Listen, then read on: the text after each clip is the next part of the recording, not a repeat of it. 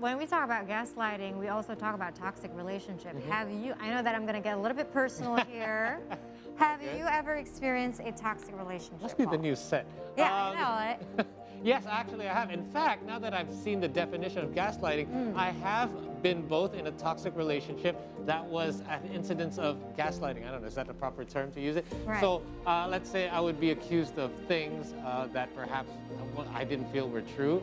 But when you're accused of something all the time, then it starts to drill in your head and you change your behavior according to it. So I don't know if that actually counts as gaslighting, but I would assume so, because you tend to change your behavior for your partner thinking, oh, it's for the best, but then you don't realize all this time it was psychologically meant to kind of... Wow. How long did you go through that? A couple of years, a couple of years No longer than I way, should have. man.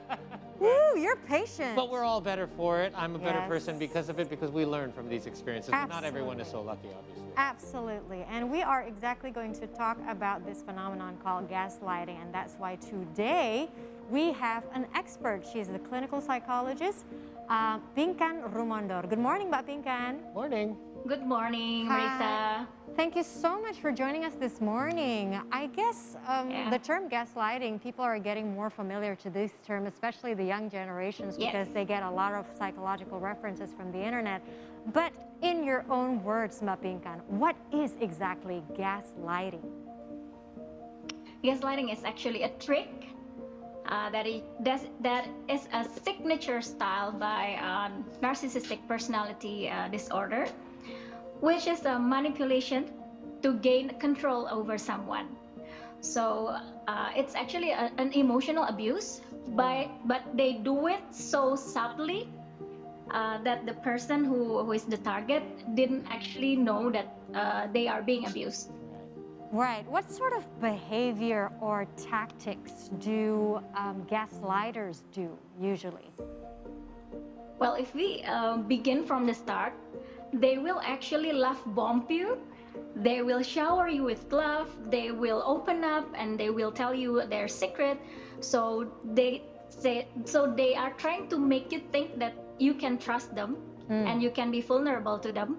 And then you're starting to open up, and then they actually save that information to use against you one day.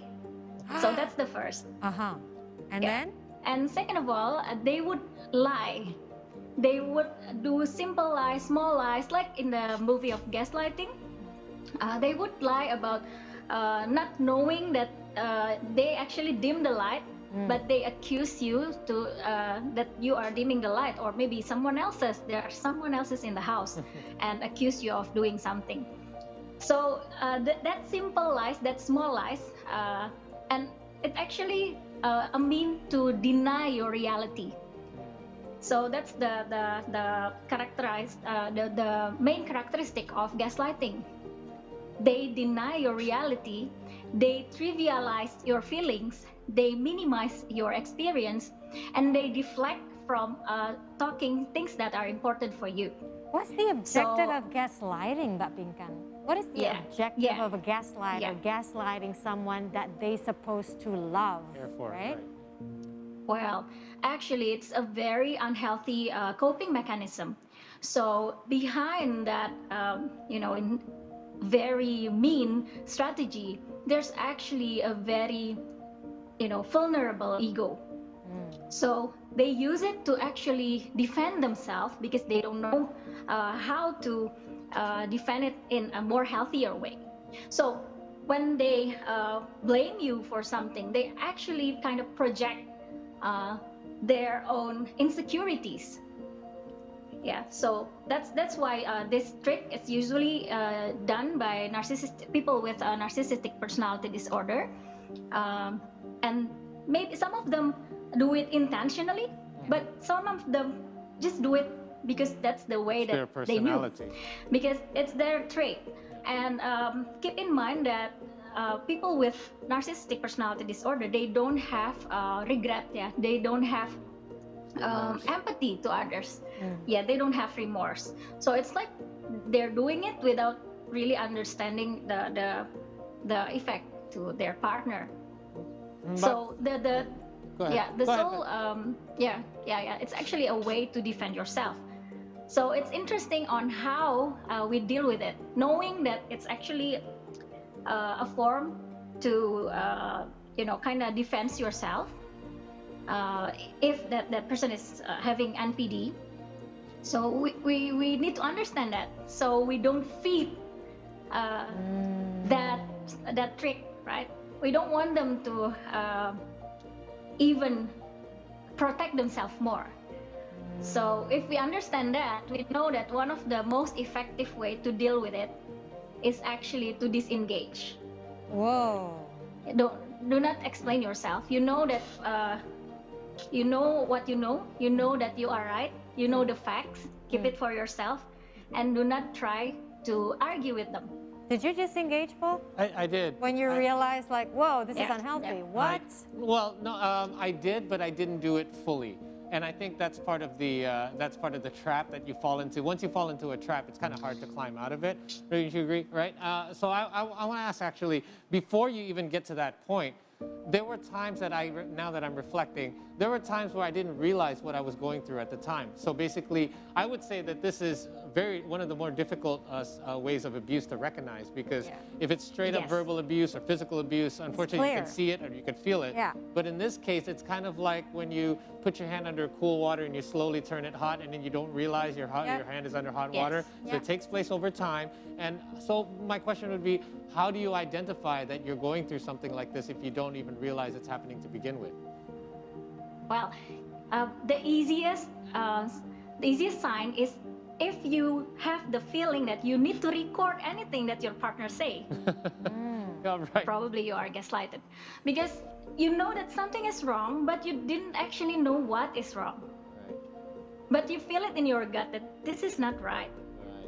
Yeah, recording something, actually, I'm sure some people can relate to this, where it's like maybe one of their couple or the spouse says, I never said that. Like, I'm positive you did. Right? Right. That is one behavior of gaslighter. They deny, they lie, they deflect from things that are important for you, and at the end, they blame you. So if you are in that kind of relationship, do not personalize. Do not take it personally. It's not because of you. It's because of him or her. Is there a case where someone is gaslighting unintentionally? Perhaps they themselves are unclear of details, but yet they were gaslighted by their parents, and then they just repeat their behavior? Is that right? Yeah, that's a much possibility that someone can be a gaslighter without knowing that they actually hurt people, because that's what is familiar for them. Maybe their parents treated them that way, so they thought that, oh, maybe this is the right way to relating or to build a relationship with someone. Yeah. So yes, go on, Mbak Pingkan. Yeah.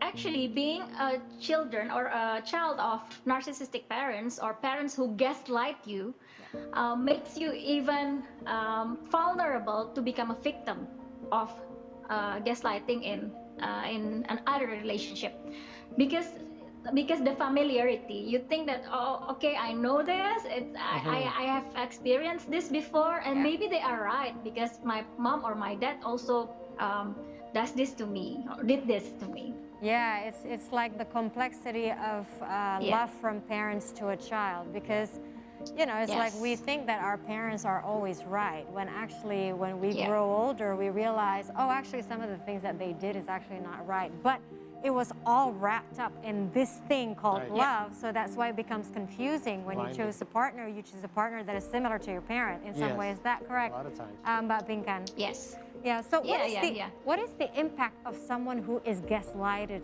long term? What happens to the victims of gaslighting? Well, it can be very draining emotionally, and it can impact their self-esteem. They can question themselves. They can question their ability, the sense of self, even their existence. And it also there's also evidence that it increases anxiety, signs of anxiety and depression. So it really takes a toll on someone when they are being gaslighted. So how do we get out? If we realize, like for example, Paul, right? He realized after 2.5 years which was like you're super patient. When we realize, how do we get out best? What is the wisest way to get out of a relationship with someone who is absolutely narcissistic? Well, first, do not engage. Do not explain yourself. Disengage whenever it's possible. Do not share your vulnerabilities because you know that it will be used against you one day. Yes. So that's the first. Try to just, if you want, you can record your conversation, but use it for yourself. Because there's no point in trying to explain to someone that is don't care, who is don't care and cannot get you. So use it just to make yourself feel better, to ensure yourself that you are right, that your feeling is valid, your fact is valid, your reality is valid. And then you need to seek support. You can seek support from your friends or professional support, because sometimes it's really hard to go out by yourself. Yeah, especially when they love bomb you, right? I like that term that you said, love bomb. It's like, oh no, please, please, please, I'll change. You know, I love you. It's a trap. You know, it's like it's a trap. So how should people deal with that, especially when they're such? Well, I don't know what other terms to explain this. It's like when some people are such pushovers, right? So, you know, when they're being love bombed like the less that. dominant one. Yeah, they'll be like, okay, then I'll go back to this toxic relationship. Yes. Well, then you need another support. You need another source of love. Love doesn't have to be all romantic, right? You can get a source of love and support from your best friend or even a community. So please seek support. That can help you to build your confidence to eventually end that relationship. But sometimes, guys, you are in a gaslighting relationship where you cannot get out. For example, what if it's your parents? Oh. Or what if it's your boss and you love your job? Yeah. So it's kind of tricky, right? Sometimes if you are gaslighted by your parents, again, seek support, build your confidence. Remember that do not personalize. So it's not because of you are not good enough, but it's because of them. They don't know how to cope better with their insecurities. But Pingkan, actually, this leads me to an interesting question. Sorry to cut you off, but when in a relationship, if you're having a gaslighting kind of a relationship or gaslit relationship, it means one spouse or one partner is actually trying to control the other. But as the examples you mentioned with parents or with bosses, that's an authority figure. So you're actually not even on the level playing field. You're actually below them, so to speak. So how do you deal with that? Because that's a lot more difficult to deal with than dealing with just a partner who is supposed to be your equal. Yeah, great question. Right, it's tricky. It's tricky. However, even in a professional relationship, we have a contract, right? We have our terms and condition. We have agreement. So if someone overstepped that, that's not right. Even though if they are our authorities, they are one level above us. It's okay. However, remember your contract. Right.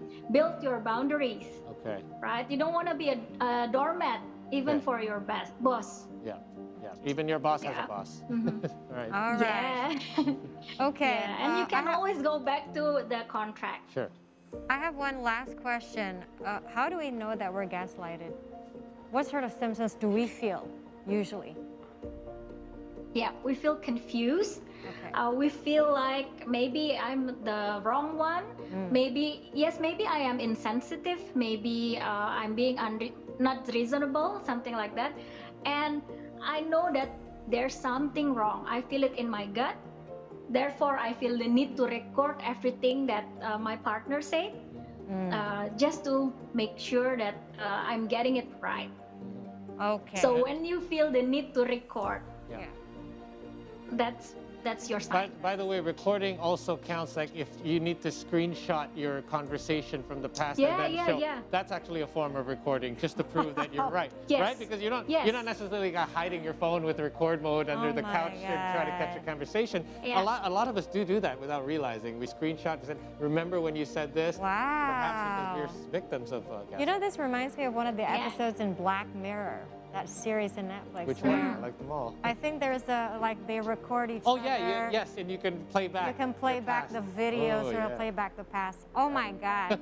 Thank you so much, Pingkan, for your insights. Thank you so much for your knowledge. I think you explain it really, really well, and I think we are now a little bit smarter when we're trying to find out whether we're in a toxic relationship, either it's romantic or platonic relationship or professional relationship. Professional. Yeah. Exactly. Thank you so much, Pingkan.